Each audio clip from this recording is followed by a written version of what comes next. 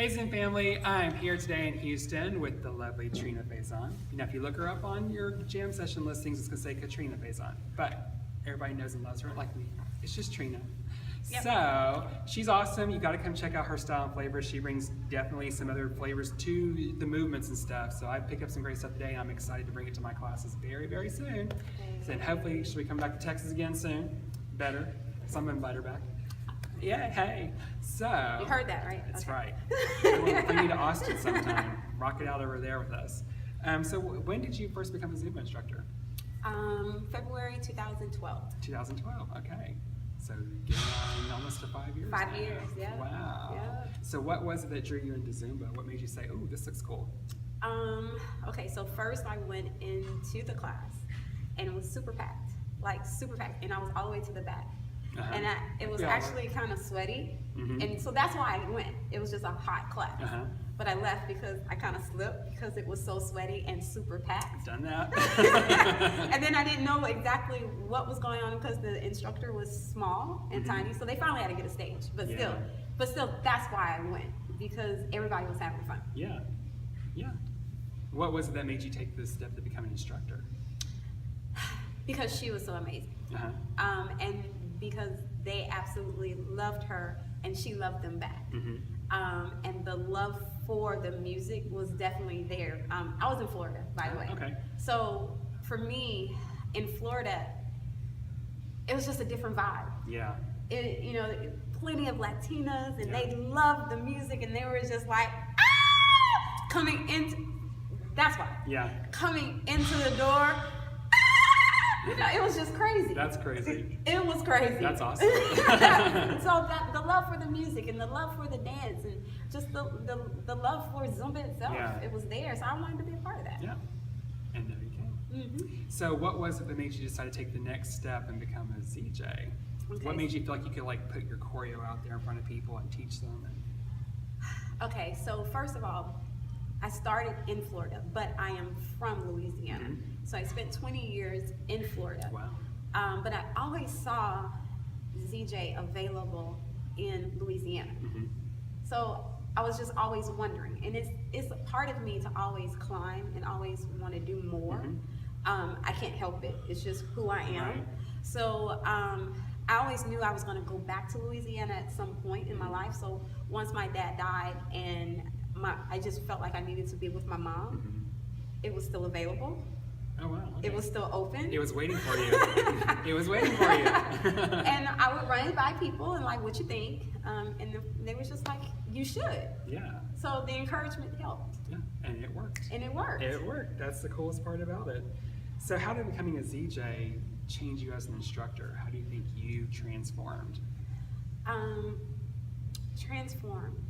I don't know if I necessarily transformed or transcended, because I felt a deeper appreciation and love for the students. They helped me through this process of becoming a ZJ. When I needed to record my videos, when I needed to, even though they understood that being a ZJ is not necessarily about them per se, but it's about the instructors, helping other instructors with their choreo or even just with cueing, they didn't care. They wanted to really help me move forward in what I wanted to do. Right. So therefore my love for them deepened. Right. Because really they didn't understand, well they probably did, but really my classes were gonna have to decrease so that I could travel on the weekends. Yeah. But they didn't care. Yeah. They wanted me to move forward. Yeah. So and then they love their time with you even more when you are there. Right. So your classes get even more packed. Oh, she's in town. We gotta go. And then, so to me, it helped me really understand again what Zumba is all about. Yeah. Community, love, compassion, helping each other. So it just went to another level for me. Cool.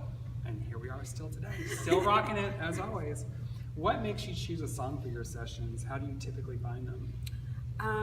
Research. Now, let me just say, the salsa for today was just really awesome. I loved it, and the fact that it was 2 minutes and less than a salsa less than 3 minutes. I saw that and I was like, oh, this girl's after my heart. I love it. It was like get in, get out type of salsa, but It was on a television show, and Oh, I cool. typically watch shows that are Miami based or something to do with Florida because Yeah. I do still miss Florida. But actually, this one was Blacklist.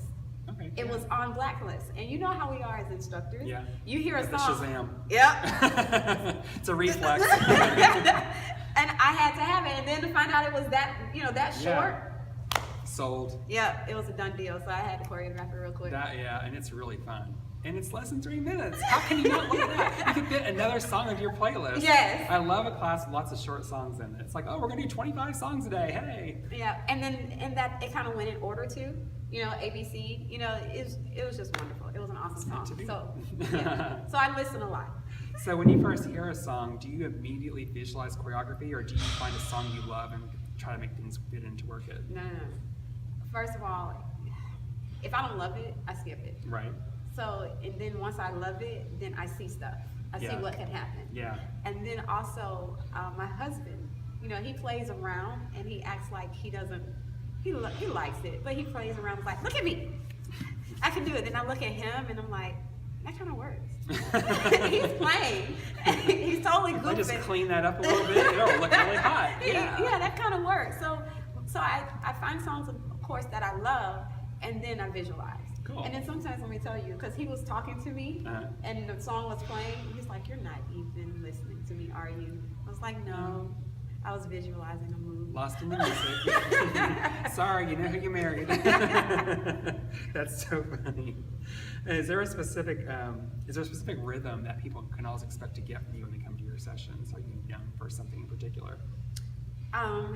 African is kind of getting in there really, really good. And they would ask me questions like, that must be your thing.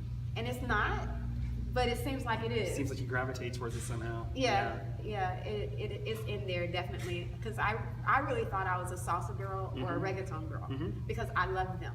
I love those two. But now African is kind of getting in there, and I love Mo. Oh, yeah. I'm taking a session next year, so I saw so much video from this year. I'm like, oh, I've got to go next year. This looks like way too cool. Yeah, and Ricardo really. And Ricardo. Yeah. How can you not love Ricardo? Yeah, so I'm starting. I think that might be my thing after a Yeah, while. that's really awesome. Because you find it, and just all of a sudden, everything you hear, I start to gravitate back. And it's on repeat right now in my car.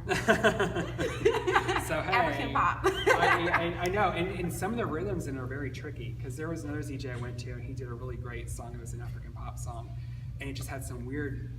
The drum rhythm was really cool. I was having a hard time struggling with it, and so it really challenged me to start to feel that rhythm, because a lot of it is very different than our typical 4x4 music that we hear here. It is. It's a great way to challenge yourself and challenge your students, because when they get it finally, they're like, oh yeah. Yeah, I love it. They rock it totally. So come check it out, seriously. Is there any rhythm that besides African, is there something you're attracted to that you haven't had a chance to play with that you're like, I really need to learn more about this one day? Don't ask me to pronounce it. Kizomba. Kazamba? Yeah. It seems like I'm not getting it all the way. I think I just need to go and take a full session. Definitely if you do it with me, I'm like, but then you leave me. I'm like, wait, hold on. Don't leave me yet. I got the butt. I can do it.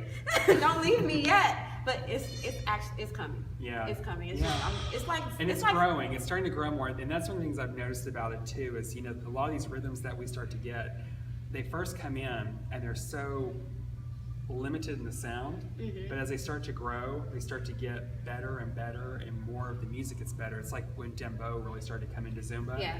It was like it all just kind of sounded the same, and then after a while, now I'm starting to hear some like, oh, this might work. Oh, this is kind of cool. So it's like expanding. So I think that's going to be. You learn how to pinpoint how to put basic movements in it. Yeah. You learn that other things can fit. And you can still get the dembo moving. Yeah. But then you can also because it comes from reggaeton, so you can still put your reggaeton in it. Yeah. So same thing for Kizomba. Kizomba? You're gonna tell me how to pronounce it one day. But same thing for that. You can still bring your salsa, move up, and then you can put the sexy. Yeah, put the little butt movement in. And I have a lady that comes from that area, yeah, and she knows how to do it. Yeah. So she's trying to work with me on it, but she knows it to do it with a partner. She's like, I'm not sure how to do this Zumba in a Zumba way, Yeah. because we normally do it as partners. Right. I was like, well, partner with me. That's right. I'll figure it out for you. Hey, so it's coming. It's coming. It's coming. It's coming. What would you tell a Zen member who's never been to a jam session why they need to come to one? To me, it's the most important benefit of the Zen membership, but that's It is.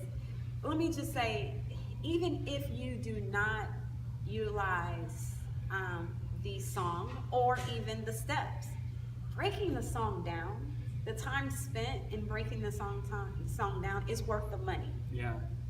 Because we spend a lot of time listening, especially being an English speaker and listening to a lot of Latin music. And I have no idea what they're saying.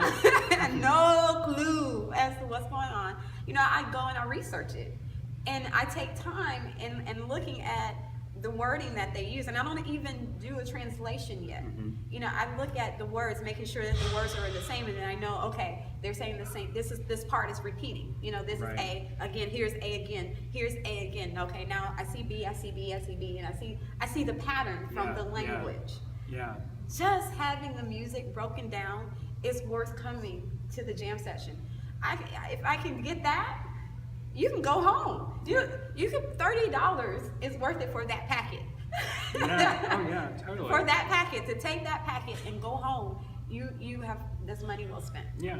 Well, and, you know, another thing too is you don't have to use the choreography exactly as No. it's taught. I mean, there's a lot of times there's things I can't do myself. I can't do it convincingly, or I look at myself in the mirror the way I'm doing. I'm like, this doesn't look right, so I tweak it to what works for me. Right. So you're not signing an agreement to do it the way Correct. they tell you to. So it just makes it so much faster to learn. And I was choreo. noticing anyway, some people were changing it Oh yeah, we do all the time. as they're learning it. They're doing it how they're going to do it in class. I did that too. Yeah. And you don't have to look at it as being disrespectful. No, it's yours. Yeah. You pay $30, you do it however it'll look good for you, because your students are following you, and if you're confident, Right. You gotta they'll sell be it. confident. Right. You gotta sell it. Right. That's all that matters. So to me, come for the music. Yeah. And then, you know, come for a different look, or a different, I guess, a different way of seeing how to do a move. Yeah. Or some people don't know when you do reggaeton. Get the stank face. It's not this. Okay. Yes. Seen that too. Now, I understand being happy about your music, but you know, you really sell it. Yeah. You know. Exactly. Taking class on an emotional journey. Yes. So there's some instructors who are kind of territorial about songs and choreography and stuff. They're like, I don't do that. I don't do stuff other people are doing. Why would you tell those people to come to a jam session? They don't do what other people are doing, but you're still not, because you're still not doing what I'm doing. Right. You basically said it already. You know, you're just coming to. Actually, sometimes you're coming to get fire music, something that you've probably never even heard of. Mm-hmm. I have an Indian pop song that is actually Indian and African mix. Oh, cool. And Wow. people never have heard that before. Right. Or never. So really, it's not even about necessarily the movement. You can go home, take that music, go home and do something else to it. Mhm. But you probably never heard of that. Mhm. Or you probably never seen it. Or take the choreography and use it in another song. And yes. Take the combos and steps and use them somewhere else. Yes. Yeah. Yes. And then also, you're coming to also meet up with your friends. Mm-hmm. Like sometimes we split the class. Uh-huh. You know, if you teach facing the mirror, you're over on this side. If you teach in another direction, you face this, you go this way. So sometimes I come, when I go to a jam session, me and this girl from Mississippi meet up and we battle each other. Oh, awesome. And when we see each other, we know it's going down. Meet Yeah. me in the middle. Yeah. We about to battle each other. So it's also about friendship. Yeah, definitely. It's like a mini convention. It is. It really is. Yeah, I love the way you all loved each other today. Mhm. And y'all stayed a long time after talking to each Oh, other. yeah. There's people you only see at the jam sessions. We're all Right. so busy, so. Right, so it's not really even about choreography sometimes, or even about the music. It's about being with one another. Yeah. That makes it totally worth it. Definitely. So you've seen a lot of instructors. You've been all over the place. If there's something you see instructors do that if you could just change, fix, it would just make your heart so much happier. What's one thing you'd love to help people be better at? You said it already too. When you go and look in the mirror, you know you're changing it to sell it for you. Mm-hmm. I would love for a person to learn how to fix it, you know, for them. Yeah. You know, how is it that you would like to make that move work for you? You know, what is it about that move? Because really, your students are emotionally attached to you. Yes. And so if you're in the mood, and it's Dory said it one time, if you can be like, oh yeah, that's my Zumba instructor. That movement, that one movement will do it, will Yeah. sell it Yeah. for your class. Yeah. So really, I would like to help them find them. Yeah. That's awesome. Yeah. And that's the trick. If you learn how to sell it to the class, Yeah. not just mimic their motions, people will connect and Yeah. they'll keep coming. That's the trick. So one last question: if you could do a master class, be part of a master class with anybody in the Zumba world, who is your dream person to be on stage with? Loretta Bates. Loretta. Yeah. Miss Loretta Bates. She Yeah. is so funny. She's awesome. I like the fact that she said that she will grab booties. She's like, I am all about, come here. And I've seen it in different videos. Yeah. I've seen her do it. And I'm like, she actually does, because I went to her B2. Yeah. So, and that's when she said it in her B2, you know, I'm all about the booty. And, you know, she wants to see you do it. And then she'll grab. She's like, if you don't want me to touch you, don't get around me. Hey, so if you want a free booty grab, go check out Loretta Bates. Apparently she's grabbing booties everywhere. She said it in B2. So guys, this is Katrena Faison. You've got to come check her out. She's Louisiana. She's all over the coast. We're going to bring her back to Texas more. So she brings a lot of fun stuff. Check her out. Get some hot new moves. And we'll see you guys soon. Join the jam. Keep watching. Get to a jam session. Bye now.